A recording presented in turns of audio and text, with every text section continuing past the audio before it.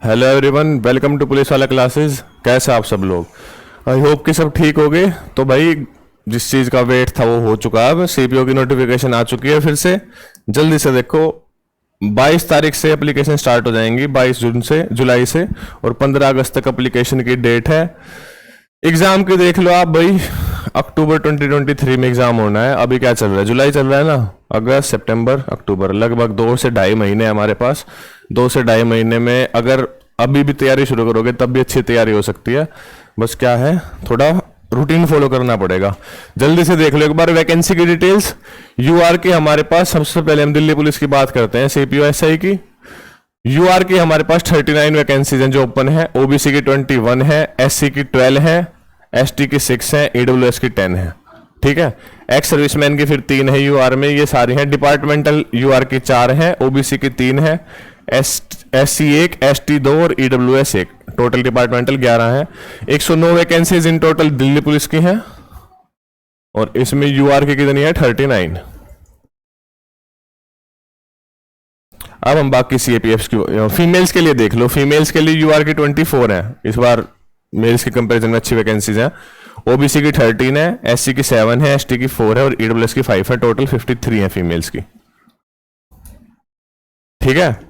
अब देखो, सीएपीएफ में भी ऐसा ही है, तो बीएसएफ में 43 है, सीआईएसएफ में 231। इस बार बहुत ज्यादा आई है सीआईएसएफ में, इतनी ज्यादा नहीं आती सीआईएसएफ में। सीआरपीएफ में 319 है। लास्ट टाइम ये कितनी 2500 के समथिंग आसपास इतनी कुछ वैकेंसीज थी, तो इस बार 319 वैकेंसीज हैं सीआरपीएफ में। आईटीबीपी में 21 है, बहुत कम है।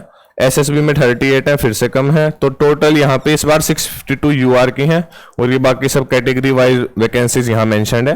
कैटेगरी वाइज में देखो आप, सीआरपीएफ में ओबीसी की भी अच्छी वैकेंसीज आई हैं और सीआईएसएफ की भी अच्छी वैकेंसीज आई हैं। तो टोटल हमारे पास इसमें बाकी सीएपीएफ में 1714 वैकेंसीज और यहाँ पे 109 वैकेंसीज। इतनी हमारे पास वैकेंसीज आई हैं। अक्टूबर में पेपर होना है, तो तैयारी बिल्कुल अच्छे से स्टार्ट करनी है आपको। एक बार जल्दी से इस पेपर का पैटर्न समझते हैं कि पेपर की स्टेजेस क्या क्या है और क्या क्या होना है। ठीक है।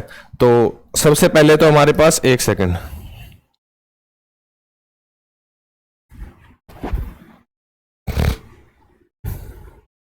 सबसे पहले हमारे पास टायर 1 होगा।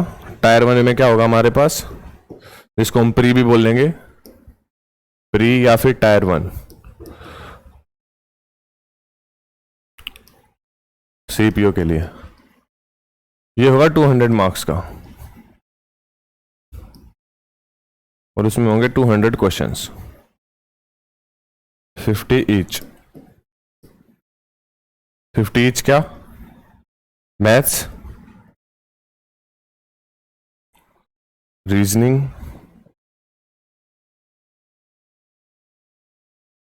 जनरल स्टडीज और इंग्लिश। 2 घंटे का हमें टाइम मिलता है इस पेपर में। 120 minutes for 200 questions. 50 questions math के, 50 रीजनिंग के, 50 जीएस के और 50 इंग्लिश के। तो प्री हमें, इसमें प्री क्वालिफाइंग नहीं होता। सबसे पहली बात मैं आपको बता दूं, इसमें प्री की भी जो मार्क्स हैं वो फाइनल मेरिट में काउंट होते हैं। एक बार यहाँ पे देखो आप। ठीक है। नीचे चलते हैं थोड़ी सी। ये इसमें बता रखा है कि जो दिल्ली पुलिस सब इंस्पेक्टर की पोस्ट है वो तो ग्रेड सी पोस्ट है 4600 ग्रेड पे के साथ, और जो बाकी सीएपीएफ में सब इंस्पेक्टर है वो grade B non gazetted post है विद 4600 ग्रेड पे। तो सैलरी में कोई फर्क नहीं है, ग्रुप बी ग्रुप सी का फर्क है। इसमें ये एक्स सर्विसमैन का वो बता रखा है। इसमें सिटीजनशिप के लिए क्राइटेरिया बता रखा है। एज आपको पता ही है, मिनिमम 21 होनी चाहिए, मैक्सिमम 25 होनी चाहिए। और जो रिलैक्सेशन है वो एससी और एसटी के लिए 5 ईयर्स की है, ओबीसी के लिए 3 ईयर्स की है, एक्स सर्विसमैन के लिए 3 ईयर्स की है, फिर से उसकी कंडीशन लिखी हुई है। और दिल्ली पुलिस एसआई के लिए जो विडोज हैं या फिर सेपरेटेड वीमेन हैं या फिर डिपार्टमेंटल कैंडिडेट है उनके लिए 30 ईयर्स तक है। डिपार्टमेंटल ओबीसी है उनके लिए 33 ईयर्स तक है, और डिपार्टमेंटल एससी एसटी है उनके लिए 35 ईयर्स तक है। ठीक है, समझ गए? और देखो, मैं तुम्हें ऑफिशियल नोटिफिकेशन में दिखाता हूँ। ये एग्जाम सेंटर्स दे रखे हैं।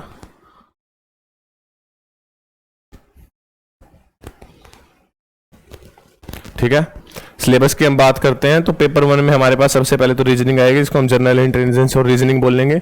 उसमें सिलोगिज्म और ये कैलेंडर वगैरह के सारे टॉपिक है, analogy, classification, series problem, figure classification, mirror images, ये सारी प्रॉब्लम उसमें आएंगी।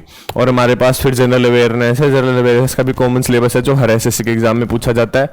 फिर हमारे पास क्वांटिटेटिव एप्टीट्यूड है, इसमें अर्थमेटिक भी आता है और एडवांस मैथ्स भी आता है, तो दोनों को हमें कंप्लीट करना है। फिर इंग्लिश है, इंग्लिश में हमने वही बात की थी कि कॉम्प्रिहेंशन, ग्रामर और वोकैब तीनों चीजें आएंगी, वो तीनों चीजें भी हमें कवर करते हुए चलनी है। पेपर 2 की अगर हम इसमें बात करें तो पेपर 2 में सिर्फ और सिर्फ इंग्लिश आती है 200 मार्क्स की, 200 क्वेश्चंस, ठीक है। पेपर 2 में क्या आएगा, अगले वाले पेज पे देखते हैं। पेपर 2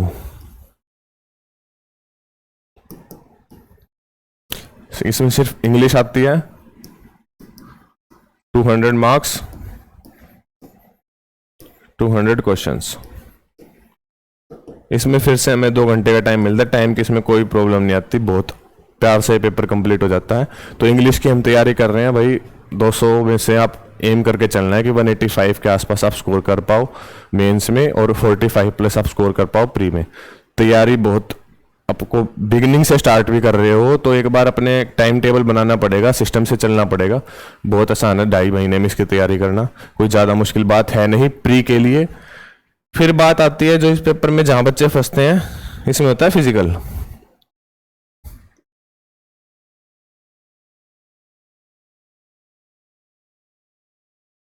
फिजिकल टेस्ट में हमारे पास कुछ इवेंट्स होते हैं। वो क्या क्या इवेंट्स होते हैं, सबसे पहले हमारे पास 1600 मीटर की रनिंग होती है, लॉन्ग जंप होती है, हाई जंप होती है, शॉर्ट पुट होता है और स्प्रिंट होता है, और जो हाइट वगैरह मेजरमेंट होती है, फिजिकल स्टैंडर्ड हमारी बॉडी के।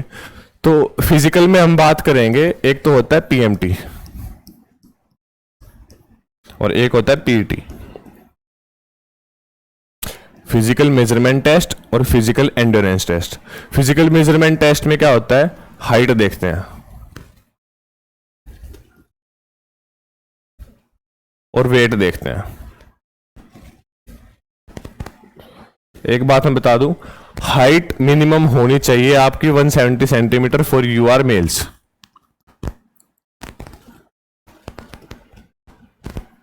और बाकी सब कैटेगरी वाइज डिटेल्स इसकी नोटिफिकेशन में है, वो आप चेक कर लेना। और वेट इस स्टेज पे क्वालिफाइंग नहीं होता, वेट आपका कितना भी हो बस मेजर करके लिखा जाता है, उस पर रिजेक्शन नहीं मिलती, आपका कितना ही ज्यादा वेट हो या फिर कितना ही कम वेट हो, ठीक है। तो पीएमटी के बाद होता है पीईटी। पीईटी में हमारे पास क्या क्या इवेंट्स होते हैं, एक सेकेंड। सबसे पहला तो हमारे पास होगा 1600 मीटर, इसको हमें 6 मिनट्स एंड 30 सेकेंड्स में करना होता है, और गर्ल्स के लिए आई थिंक 8 मिनट्स है, 8 इतना ही है शायद। 1600 को बॉयज को करना होता है 6 मिनट 30 सेकेंड्स में। भाई मैं बता दूं ये इतना आसान है नहीं, अगर तुम तैयारी नहीं करोगे तो लास्ट के 1 महीना बहुत ज़्यादा दुखी होना पड़ेगा, तो पहले से ही तैयारी शुरू करके चलनी है इसकी। इसके बाद हमारे पास होती है हाई जंप।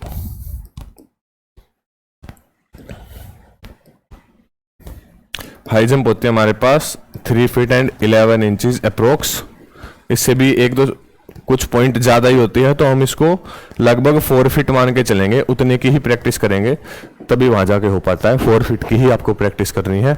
और उसके बाद होती है, इसमें बहुत बच्चे फंसते हैं, ये 2 इवेंट है मेन जिनमें बच्चे फंसते हैं, तो 1600 मीटर में, एक हाई जंप में, तो इनकी तैयारी करके चलनी है अच्छे से। फिर होती है हमारे पास लॉन्ग जंप, ये हमें करने होते हैं 12 फीट, ये बहुत आसान है, सब कर लेते हैं, ठीक है। लॉन्ग जंप के बाद हमारे पास 4th इवेंट जो बचता है वो बचता है शॉर्ट फुट का। शॉर्ट फुट पता है, गोला फेंकना होता है, वो बॉल होती है उसको फेंकना होता है, तो शॉर्ट फुट हमें फेंकने होते हैं 14 फीट।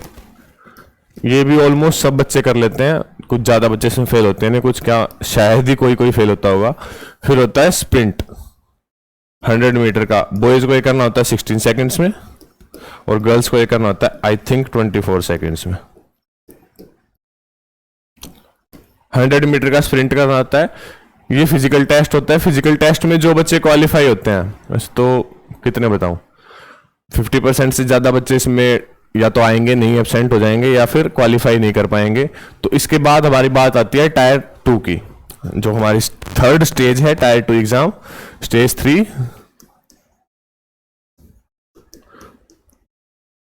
टायर 2 में मैंने आपको बता दिया 200 की इंग्लिश आती है, 2 घंटे का हमें टाइम मिलता है, 200 क्वेश्चंस होते हैं, 200 मार्क्स की होती है, और क्या उसमें वो कैब होती है, कॉम्प्रीहेंशन होती है और ग्रामर होती है। कॉम्प्रीहेंशन का उसमें अच्छा खासा वो होता है कि 5 कॉम्प्रीहेंशन तो पक्का आने ही आने, या 25 क्वेश्चन डायरेक्ट, लगभग 25 क्वेश्चन एक्टिव पैसिव वॉइस के आते हैं, लगभग 25 क्वेश्चन नरेशन के आते हैं, और फिर लगभग 55 से 60 क्वेश्चन वो कैब के आते हैं। उसमें वो कैब हर तरीके से पूछ ली जाती है, सिनोनियम, एंटोनियम्स, वन वर्ड सब्स्टिट्यूशन, या फिर जो क्लोज टेस्ट है उसमें वो कैब का अच्छा खासा रोल होता है। या और कैसे पूछी जाती है वो कैब, आपको वो दे देंगे, क्या कहते हो ना, ब्लैंक्स। हाँ, ब्लैंक्स में भी वो कैब पूछी जाती है अच्छी खासी। और कॉम्प्रीहेंशन के भी फिर से अगेन लगभग 60 to 65 क्वेश्चंस आते ही आते हैं। और बात बचती है फिर ग्रामर की। ग्रामर के भी ऑलमोस्ट 70 to 80 क्वेश्चंस आते हैं इस पेपर में। तो 200 मार्क्स का पेपर होता है, बहुत आसान होता है। जिसने एक बार वॉइस कर लिया वो वॉइस के 25 से 30 क्वेश्चन नहीं छोड़ता, जिसने नरेशन कर लिया वो नरेशन के 25 से 30 क्वेश्चन नहीं छोड़ता। ग्रामर जिसने अच्छे से कर ली, शायद उसका कोई एरर में ग्रामर में क्वेश्चन गलत होता हो, नहीं तो ग्रामर में भी क्वेश्चन गलत नहीं होते। कॉम्प्रीहेंशन तो सब कुछ सामने ही लिखा होता है, वो आपकी रीडिंग स्किल्स हैं, आपकी स्किमिंग स्किल्स हैं कि आप उसको कितना अच्छे से पढ़ पाते हो। और फिर क्या बात बची वो कैब की, वो कैब पे आपको मेहनत करके जानी है, उसका कोई इलाज नहीं है, कोई उसका और तरीका नहीं है, आपको पढ़ के ही जानी पड़ेगी वो कैब। तो बात ये है इतनी सी कि भाई इंग्लिश में आपको प्रैक्टिस करनी है दब के। वहाँ आपको अगर प्रॉब्लम आएगी तो वो कॉम्प्रीहेंशन में टाइम की आएगी, उसके लिए आपको प्रैक्टिस करके जानी है। अपनी रीडिंग पावर जो है, अपनी रीडिंग स्किल्स जो है वो इम्प्रूव करनी है, ताकि आप कम टाइम में अच्छे से रीड कर पाओ, उसको पैसेज को अच्छे से अंडरस्टैंड कर पाओ, उसमें जो लिखा है उसका मतलब निकाल सको, क्वेश्चंस के आंसर कर सको। ठीक है, तो डेली आपको या तो आर्टिकल पढ़ो किसी न्यूज़पेपर में, या फिर प्रीवियस ईयर क्वेश्चंस में कॉम्प्रीहेंशन उठाओ सोल्व करो, कॉम्प्रीहेंशन उठाओ सोल्व करो। बुक से करना है तो बुक से करो, ऑनलाइन करना है तो ऑनलाइन करो। बाकी मैं सजेशन यही दूंगा कि पेपर से 1 महीना पहले तो बिल्कुल ऑनलाइन शिफ्ट हो जाना हर तरह की प्रैक्टिस में। टेक्स्ट बुक ऐप खोलना, माउस लेना, या फिर कोई भी ओली बोर्ड के अगर आप मॉक लगाते हो, ओली बोर्ड के मॉक बहुत अच्छे हैं। टेक्स्ट बुक पे मॉक प्रीवियस ईयर क्वेश्चंस अच्छे मिल जाते हैं। प्रीवियस ईयर क्वेश्चंस मतलब सारे एक जगह पे मिल जाते हैं।